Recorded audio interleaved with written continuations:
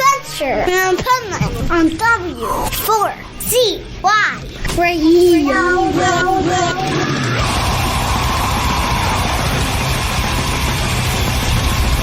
This is the Pipe Man here on the Adventures of Pipe Man W4CY Radio, and I'm here with... You're here with Wüstenberg.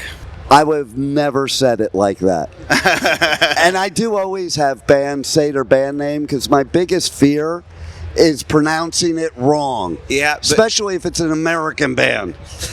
But can you repeat it? Because I want to know how it sounds if you say it. Wüstenberg. Wüstenberg. Yes. Close enough. Very enough. You did it. Yeah. You know, we have the two dots on the U, like Motley Crue has it. Yes. But yeah, the umlaut, we say in German. Makes it more metal. Yeah. You know, we figured it might be a problem for the international gigs because everyone is like on the keyboard like, fucking hell, I don't have the U with the two dots on it.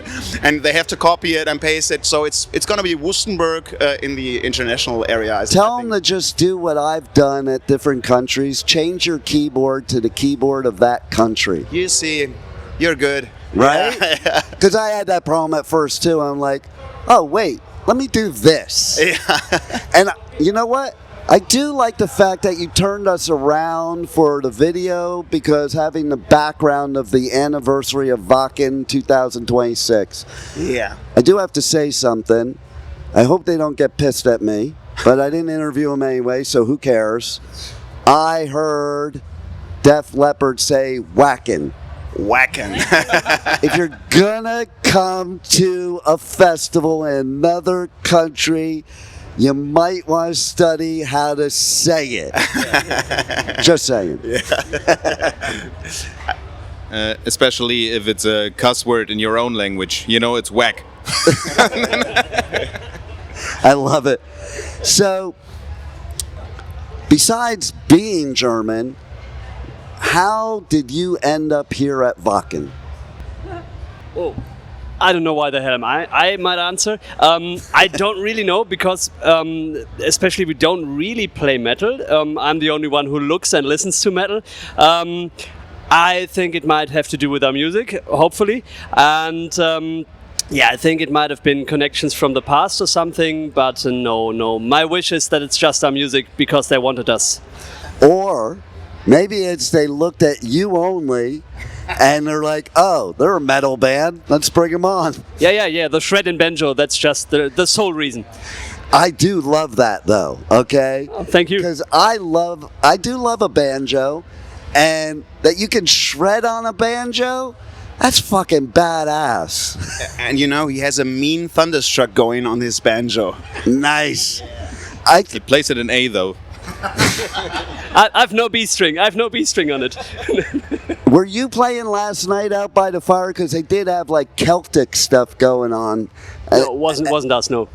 I know it wasn't you, but you know, I was thinking to myself, like, this is really cool. Two of my favorite things in one festival, because I'm a virgin to Wacken. This is my first year in Wacken. I love the Renaissance Festival and Celtic festivals, and I love metal. So I come here and I get both. I don't have to go to two separate places. And now, Lucky you. And now, right down the street from me, there's a bluegrass band. So I get my banjo here too. How did this band all come about, and why did you recruit a metalhead? Yeah, I think Franz, our lead singer, who writes all the songs, he wanted to reinvent his own style and his new music, and he kind of like needed new musicians for it. So he looked around, asked all the friends that he had, and his vocal coach, and the rest is history. Nice. You have to say that Franz knew at least 3 of us in advance, and we all asked around between friends and family, and so, do you know anybody who could play in this band? And so, yeah. But he did a fantastic job in picking out the persons who actually ended up in the band, because I love them all. They're all great human beings and great musicians. Keep the mic for a second. I want to ask you a question. All right. How does a metalhead get into banjo?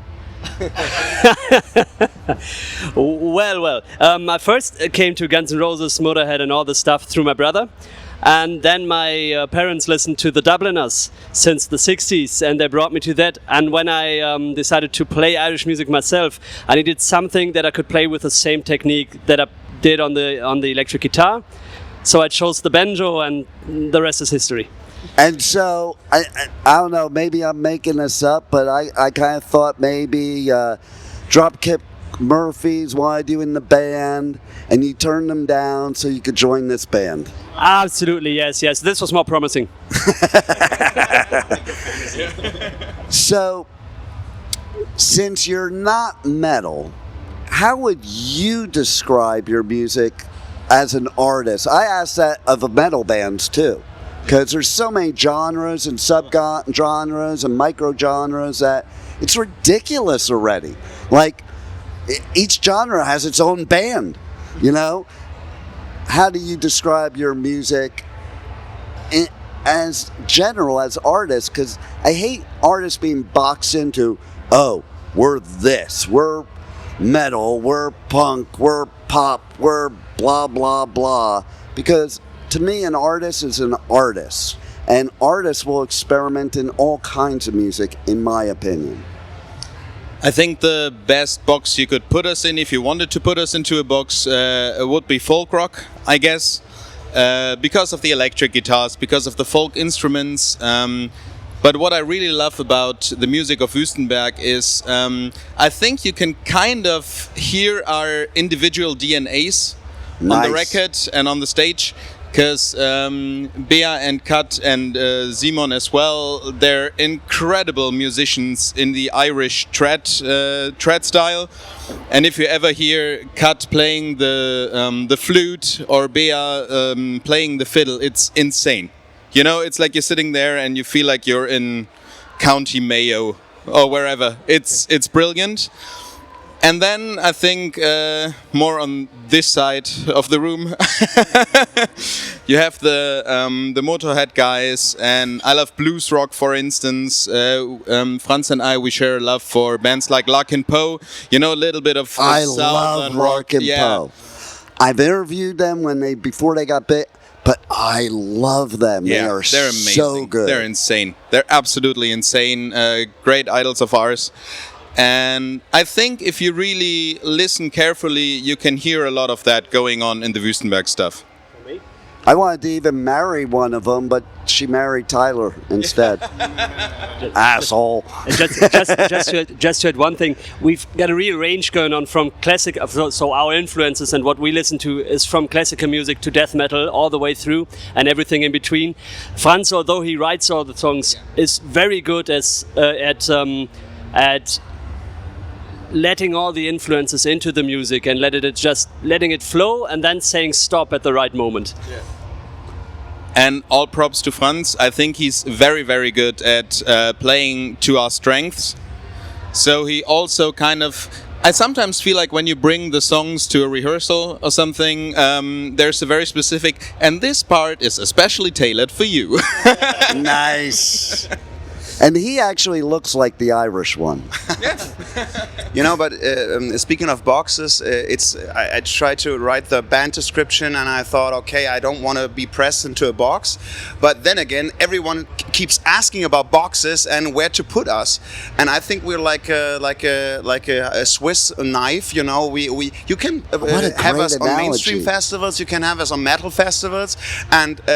We will leave our mark on the festivals with our music, but you know, they really don't know where to put us, and I like that because there is a Celtic spark in it, but it's only a spark. It's not an Irish band, you know. Right. And although I like the caps because I don't have much hair, so I know it's a radio, so you know, imagine a guy with. That's why you recruited me. Yeah. Imagine the metalhead has long hair, and imagine the singer has little hair and a cap on it to you know, protect the little hair. Right. And yeah, you know, I think we do music we love. Everyone puts their DNA in it, and it is what it is in the end. And it's up to others to decide what they think where to put it, because I think everyone on a festival will put it in a different box. Some people will say it's so emotional for me, and some others will say, man, that was a loud band, they were so energetic. And it depends.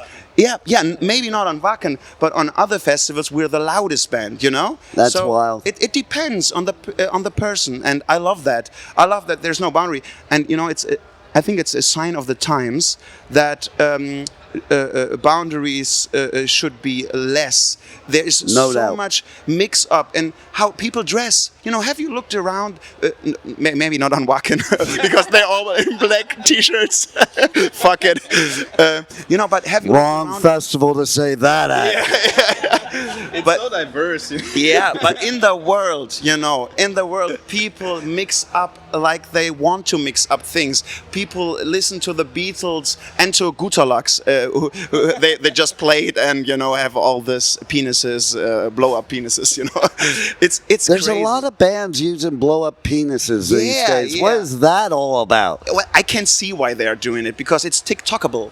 That's true. Yeah. Like, and Guar, they have 4 penises. And what? Each one of them. No, only one. Only Blothar has 4 penises. He's the king penis. Yeah. So, Took us 5 minutes to go to penises. I know, right? Well, he started it. Like, I'm going to take your lead. But do you have to beep it out in the US? Because No, it's- fuck the U.S. Yes. Don't beep it. We won't. We're not beeping shit.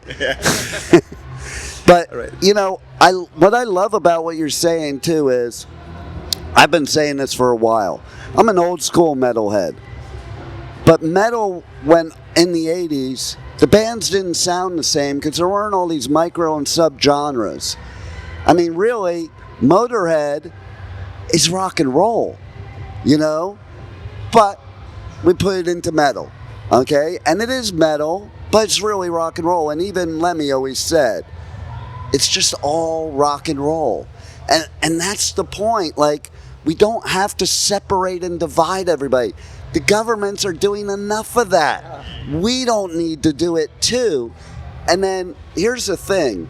Like in metal, and you'll probably agree with this, nowadays it's almost like they use an algebraic equation to make their music. There's this formula. So if you're metalcore, it must sound like this. And then all the bands end up sounding exactly the same.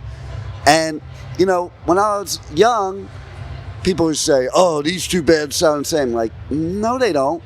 Now if they say that, I'm like, yeah, I can't tell the difference. And so I love the blending of genres. Because let's face it, I don't know, whether they admit or not, I don't know one metalhead that only likes metal. Not one. There you go. And like you were talking about classical and death metal. Okay, so first of all, and death metal even more so, but metal is a derivative of classical music. And death metal even more so. And like the musicianship in death metal, like it's insane. But the average person doesn't think of it that way because why? They think it's loud and it's just noise. But if you sat there and just listened to the intricacies underneath, you would hear it. Because I'll listen to a death metal band and I'll just hear like the underneath part and go, fuck, these guys are great musicians.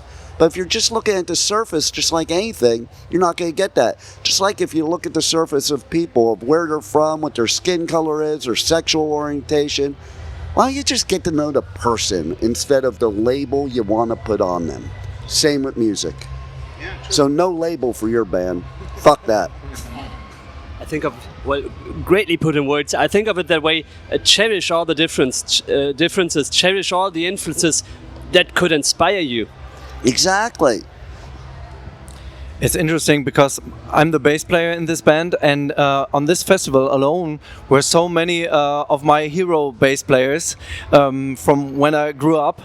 And would I go to a pop festival and find so many of the artists that are really that taught me my chops? I don't think so. So yeah, you're There so you go. right. There you go. let's let the ladies have some time here. First thing I want to talk to you about, Kat, is Metallica. Yeah, well, so I'm half French, same as Bea, and And we want French in the interview too. Like at first too, like when I was talking to you, I was, oh, French. Says we're talking Hellfest. So it's like we could do this as a French, German. It's kind of like if we were in Belgium, we could just have all the languages. bon, on peut parler en français, mais je crois que ça devient un petit peu difficile. Never mind. So yeah, I've got a French name, which is it's spelled like the English Catherine, but Yeah. it's said Catherine. Yeah. So in Germany, everybody says Katharina, and I was so upset with that. So yeah, people just started calling me Kat as a short form, and the Irish people Cat. So I found this T-shirt and thought, yeah, well, this is my T-shirt. I mean, it's perfect. And even with the song, Nothing Else, Meowders. Meowders. It's brilliant. So somebody told me that, you know, Ian Anderson of Jethro Tull wanted to join the band, but these people here said you were better, so that's why you're in the band. At the flute. For people that don't know, at the flute. Yeah, at the flute. Yeah, You like? Jethro, yeah. Yeah, got it. I'm playing the piano here. So Oh, who's the flautist? Didn't somebody we don't say have that? one. But she's, that's what Torben said. She's a brilliant flautist, but she is in the band for organ and piano. So why aren't you bringing in the flute with the piano and the organ? Like you could This is just to come. you can use your feet on the piano while Oh, wow. you're. So that's where I got when we were talking in the beginning, and he said flautist. I thought, oh, well, she's the flautist. Let's go there. Well, obviously for transportation issues, we can't transport a flute. It's a flute. It's too, it's too big. Yeah, it is pretty big. Yeah. I especially like how you said the flout. Yeah, because you said flautist, and I thought, is this the word for someone who plays the flute? Yes. I thought, yes, it might be. So I'm. It is. all See, in- there was in that language barrier right there. Don't feel bad. Most Americans don't know either. Okay, so tell us how you came to the band and, what brought you to the piano and organ and the flute, Okay. since you play that anyway, even though, you leave that out of the band. Okay, well, the way I started playing the flute is, again, as I'm half French, at home I had the opportunity to listen to Celtic, French, Irish-ish music from my dad's side, and like typical German Schlager from my mom's side. That choice was not difficult. So, Nice. yeah, I picked up. My dad used to play the guitar, so he took me to all the Irish sessions around, and I picked up the flute at some point. Yeah, then. Well, the job I learned, I'm a trained piano maker, so obviously I had to play a little bit of piano. So I started playing the piano to do the job, and thought, yeah, that's kind of fun. So in the first band I played in, yep. She learned it just for the job, but she became increasingly good. Yeah, I gotta say. Also, sorry, piano maker is a understatement because she learned at Steinway. Whoa. Yeah, well, true. That's why you got her in the band. And I'm playing an electrical piano now. Wait. Yeah, but yeah, so that's how I came to the piano. And then Simon and we are friends for quite a long time by now. And it's 10 years, I guess, yeah. And in the end, it was Simon talking to Franz. I don't know how exactly this went on, actually. Okay, so Simon was asked if he knew somebody who plays the piano, and yeah. Well, yeah, so my name came in, and I'm so thankful that I ended up in this band. Oh, Yeah. I love that. And you have to see the expression on her face. That was like truly, she's getting emotional over it. I love that. Let's go to you. Okay, so my first question for you is, So yeah, I also heard that Lindsay Sterling, she applied for the band, and they're like, "No, you're not good enough. We need her." Genau, ich bin die Erste, die dann Deutsch spricht, ja. Lindsay Sterling, ja, also ich komme aus der klassischen Musik, ja. Ich habe mit 9 Jahren klassische Musik, Geige gelernt und habe dann während der Abiturzeit irische Musik gelernt. Und das war für mich eine unglaubliche Erkenntnis, eine neue Welt, in die ich getreten bin. Und jetzt mit der Musik von Franz ist nochmal eine ganz andere Welt für mich. Rock. Also ich habe niemals gedacht, dass ich irgendwann mal auf Wacken spiele mit meiner Geige. Genau. Ich weiß gar nicht mehr, was die Frage war, aber jo, keine Ahnung. Yeah, because you know what? I was waiting for the only word I would understand, Scheißkopf, and it was nowhere in there. So I'll give it my best. Bea started out playing the violin at 9 years old, and Wow. she started playing classical music. And then later on, she discovered this whole world of Irish music, and that really turned her head, and she loved playing it. And now with Wüstenberg, the thing is that it's a whole new world again, and she never would have imagined playing Wacken of all places with her violin. And she really enjoys it, and she also forgot what the question was. I do know. I caught that she brought up Lindsay Sterling a couple times. She probably didn't even know what I was saying. Okay, so maybe somebody translate to her what I said, and I'll say it again. That Lindsay Sterling applied to be in the band, and they said you're not good enough, and she had to be in the band. Kennst du Lindsay Sterling? Könnt ihr das einmal übersetzen, die Frage? Ja, die Genau, und er sagte, Lindsay Sterling hat bei uns sich gemeldet, ob sie spielen kann, und sie war nicht gut genug, also haben wir dich genommen. Ja, natürlich, weil ich einfach viel besser spiele, ne? Also Lindsay Sterling macht Show, ja? Let me guess. She just said, as a Lindsay Sterling fan. Did I get that right? No, probably not. Nein, that's ich bin see, Fan that's von- what it sounds like to me. I'll give it my best. She just said, of course, because I'm better than her. I love that. So I was right. I wasn't right about the translation, but I was right about what I said in English. Well, to be fair, put it in the right light. She then said, I love what she does. So I was close. I was kind of close. It did sound like it was some kind of thing that was complimenting Lindsay Sterling. That's what I was picking up. You know, what you have to know about Bea is she said she didn't imagine to be ending up on Wacken someday, and she did, obviously. And we did a little guerrilla marketing event, because we went around the campground and played our music on Nice. a little cart. We had like a PA on there. And Bea plays her violin, and it's a very fancy, nice, beautiful old violin. Yeah, but Bea, she uses it as it's a thing to use, and she hit the concrete with it while driving the cart. Yeah, because she was just playing. She's all over the place, sucking up all the information and the impressions, and Whoa. so this is like Bea on Wacken is like concrete against classical music. Oh boy, that was very metal. Tell her that was very a very metal thing to do, and the violin still works. See? Oh, well, there you go. Yeah, and she said, whatever. Good attitude, because what you gonna do? Yeah, that's a metal attitude, I guess. So, how did the Wacken thing come about? Since you're not metal, like, how did they invite you to play here at Wacken?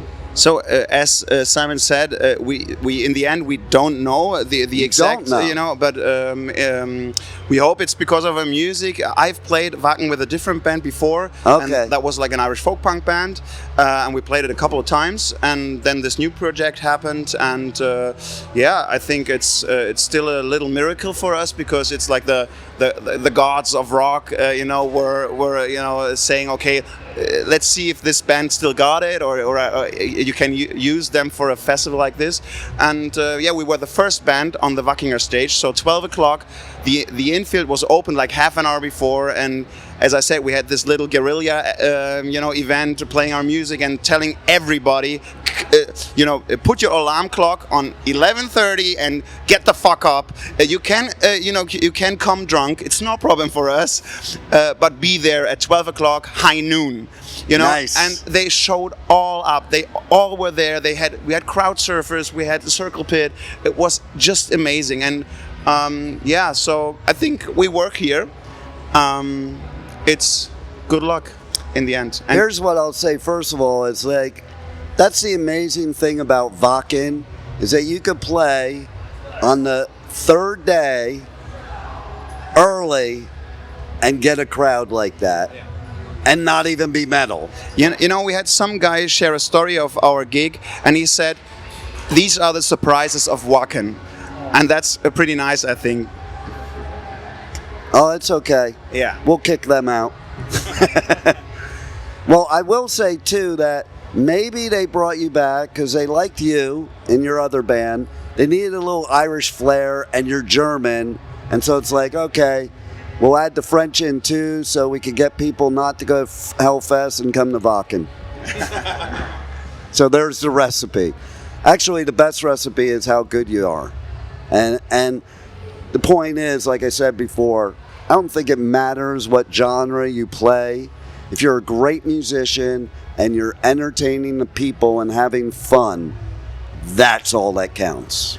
Well, we just had a discussion about how much show does a gig need, and if your musicianship, holds on to keeping the crowd engaged, then you don't need as much show. Yes, maybe, but show still is okay, obviously. What's really important, in my experience at watching shows, but also what people that watched our shows told me is, as long as the crowd sees that the musicians have fun in what they're doing, it doesn't really matter how much entertainment you put in there. That's the entertainment. Music's a transfer of emotion, and when I see bands that you can tell they're not into it up there, how are you going to be into it? But when the band, like, one of the things I notice is when musicians are up there smiling the whole time like they just won the lottery. And I'm like, man, this is fun. And so to your point, yes, absolutely. If you're not having fun in this industry, wrong industry, because most of it sucks, okay? You gotta have fun, and if you're playing music and you're not having fun, you need to change gears, because music should be 100% fun. You're not an accountant, okay? You're a musician. And I also think you shouldn't be in a box as a musician. As you grow and evolve and get better at your craft, you want to experiment. And that means going outside your box. And then that's what keeps you happy and having fun and excited, because if you're doing the same thing for 10 years, totally the same, who wouldn't be bored? So what was that moment for all of you that you absolutely knew you had no other choice but to do music? Yeah. We'll just go down the line. Yeah. Well, I learned at university, I'm an architect, and I used to be really divided in my heart. Who am I now? Am I an engineer, an architect, at least an artist in my own right, or am I a bass player? And on Fridays, I was going for shows, and I really felt like an architect, and I couldn't go on stage until Sunday, when I really felt like I could never attend university again. So I was so divided, and after that really nice university time, I decided to be a full-time musician, because that was the moment. And the employer I was working for called me and in the tour bus, and he said, "Alex, you gotta tell me, who are you? Are you an architect or a musician? You need to tell me now, because this really stinks." And I said, "Well, I'm a musician, and the whole tour bus was cheering. And next to me, my wife was saying, "Okay, now he just lost his job, his daytime job, and what's gonna happen now?" But it worked out. It's awesome. Exactly. It worked out, and you're at Wacken. I'm fairly sorry for bringing in the deep shit now.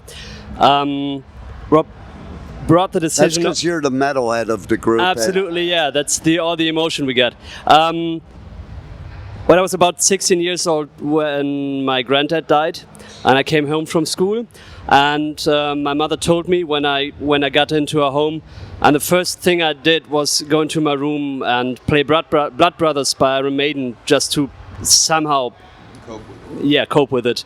And after that, I knew, okay, maybe music is what keeps you alive. There it is. And music is the best therapy for you, the artist, and for me, the listener. There you go. I'm having a real hard time pointing my finger at this one moment because I grew up in a family where everyone always played music all of the time. My granddad was a jazz trumpet player. My mother was a classical clarinet teacher. My sister was playing the piano. My father was playing the piano and the French horn. And I pretty soon started asking for a violin, very much not to the amusement of my parents. You know, there are not many instruments that suck as much when you can't play them as a kid. And yeah, from then on, I guess I just never really stopped. And then at some point, I thought that AC/DC was cooler than Vivaldi. And so I started playing the electric guitar, and yeah, it's pretty fun. I think too, you guys should write a song with a French horn in it. Bring back the French horn. That'd be brilliant. Yeah, I have to ask my dad, but yeah. Well, first of all, good question.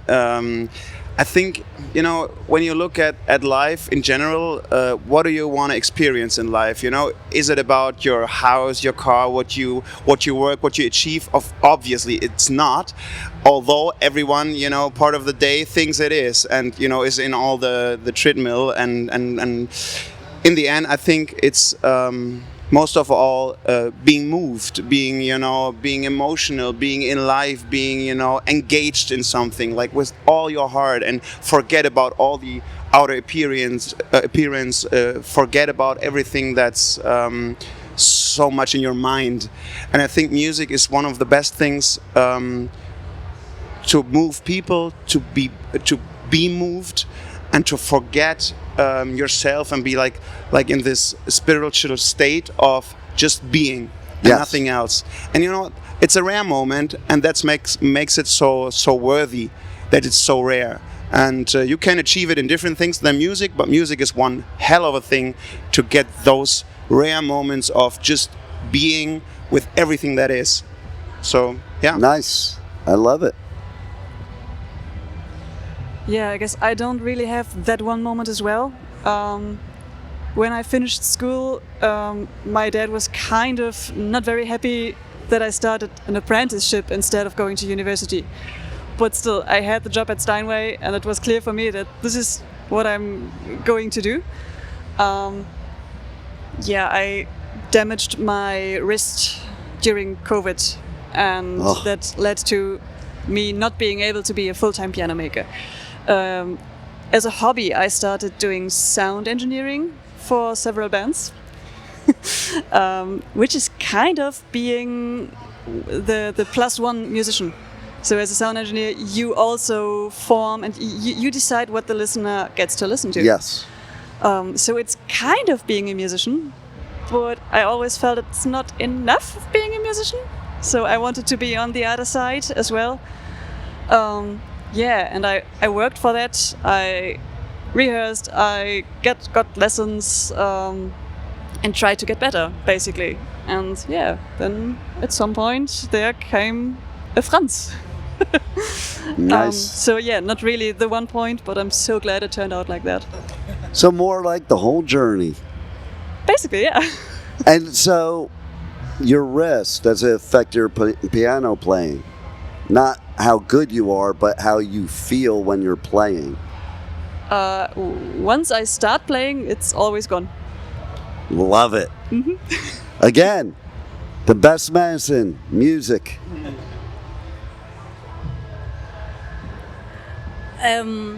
Also ich kann voll unterschreiben, was Franz sagt. Also für mich ist Musik, es kommt von woanders her. Also dieser Drang, Musik zu machen, das ist unbeschreiblich. Ich brauche das, um meine Seele zu nähren. Und ja, es ist einfach, es gibt so viele Momente, wo ich denke, ich muss jetzt meine Geige in die Hand nehmen und spielen. Also ob es jetzt Klassik ist oder Rock oder einfach was selber komponieren, es gibt so viele Momente, wo es einfach, ich weiß nicht, woher es kommt, ne? Also das kennen wir alle, wir brauchen das, um einfach zu sein, um uns lebendig zu fühlen, um ja im Moment zu sein, einfach, ja.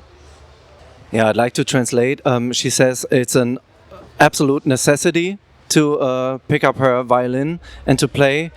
It nurtures her soul, and whatever kind of music, she's desperate to do it, to live in the moment, to feel the moment at all. And I can so relate because I already knew she's an amazing and stunning violinist.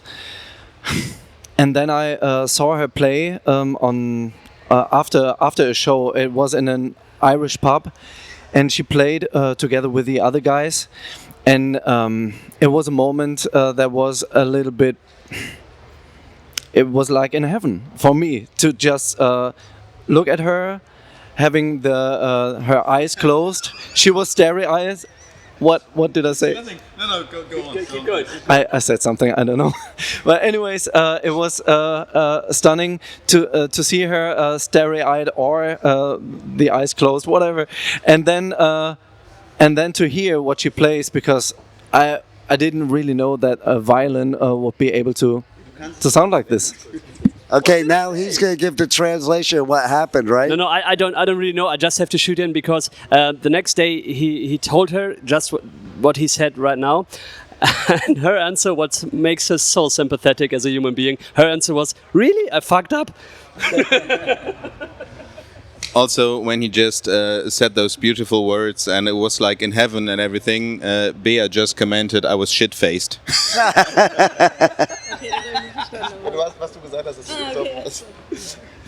Maybe that's why she fucked up. Good possibility, but Some the might say. audience would never know. That's the point. How many times have all of you fucked up? You know, like every artist on the face of the earth, and usually the audience doesn't know, because why? Artists are their own worst critic. Yeah. But in all seriousness, Bea started her statement with saying for her music is something that comes from a different place. And I really can relate to what Alex just said, because when you look at Bea playing those tunes, it looks like she's channeling something from somewhere, and you have no idea where that's coming from, but it's pretty great to watch. Everybody's you just really hope it's a good place. embarrassing her. You just hope it's a good place. And she's not too fucked up. Yeah, but that's also fun. The great thing is that Bea always says, I'm not drinking at all. And then, you know, after every gig, she's taking a beer and, well, usually I'm never drinking. But, you know, that's fun. That's fun, for sure. Like, and how can you be even European, much less picking a country and not drink? Yeah. Just It works, but it's hard. It's a requirement, I think. What I'm really confused about is we're in Germany, we're in the VIP area outside this press tent, and we have Anheuser-Busch Budweiser? What the? That's actually one place where you could get German beer. I'll show you afterwards. Yeah. And it has a very beautiful German name. It's called Spaten. Somebody had me taste that last night. And I don't even like beer. That beer was good. It's pretty good. It's pretty good. Budweiser, to me, it tastes like I took a piss and pissed in the beer, and now I'm drinking it. So the real thing is you don't like American beer, but you do like real beer.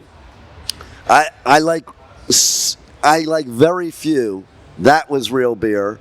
I don't like in the UK too. I don't like the dark beer.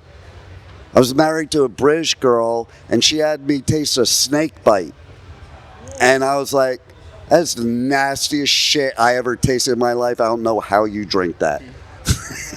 Yeah, there's a reason for that name. Right? Exactly.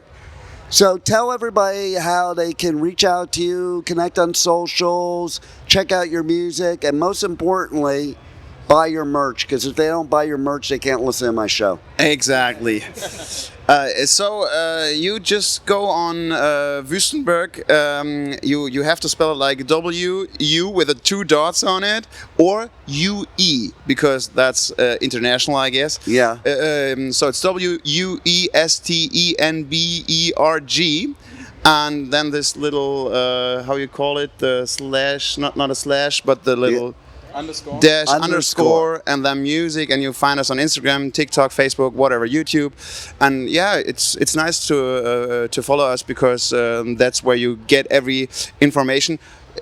Just subscribe to the newsletter, because that's the only direct connection to all the people. Yeah, and all the algorithm shit is problematic, because even if you follow us, you don't get everything. Yeah. And so we all have to pay for it, like advertise it. And I think it would be good if we have less of paying for adverts. No doubt. And more of connection to humans, to musicians. And so yeah, listen to us on Spotify, on YouTube. Come to a gig. We have the next gig is on the Azores in Portugal, on Santa Maria. One of my favorite countries. It's insane. So if one of you guys is there, this festival is one of the oldest of the Azores. It's the oldest of the Azores and one of the oldest in Portugal, and they have the stage directly on the beach. And yeah, it's insane. So I can surf while I'm watching the festival. Yeah. They have a they know what they're doing. Well, that's pretty cool. Yeah, it is. I've actually been to festivals in LA on the beach, and the thing that always amazes me is a circle pit on the beach. Like I go into the mosh pit. I'm not doing that in the sand. That's a broken leg, guaranteed. Yeah. But hey, if somebody else wants to do it, that's all good. And since you brought up TikTok, has she done anything embarrassing while she was drunk and done a TikTok? I mean, the night is still young. I think you need to do it here at Wacken. Too bad when it hit the concrete, you weren't TikToking. Yeah, that would have been viral, of course. But that's just for our private archive, Exactly. Yeah. Do you guys have any final words you want to share with the listeners that we have not covered already? Okay. Well, I think we're thankful for everyone who's coming out these days, because there's a change of times, and people tend to stay home because money is less. So we're advertising for live music. Come out, support the live scene. We're very thankful for everyone buying a ticket, and just support musicians all over the world. We'll be thankful for it, and let's stay connected, because that's, I think, a very human thing to do. I love it, and I love that you were here at Wacken, and I love the whole concept of what you do with your music, and even like you got the token metalhead. We have him. So thank you for being on the Adventures of Pipe Man. Thank you so much. Thank you very much. Woo!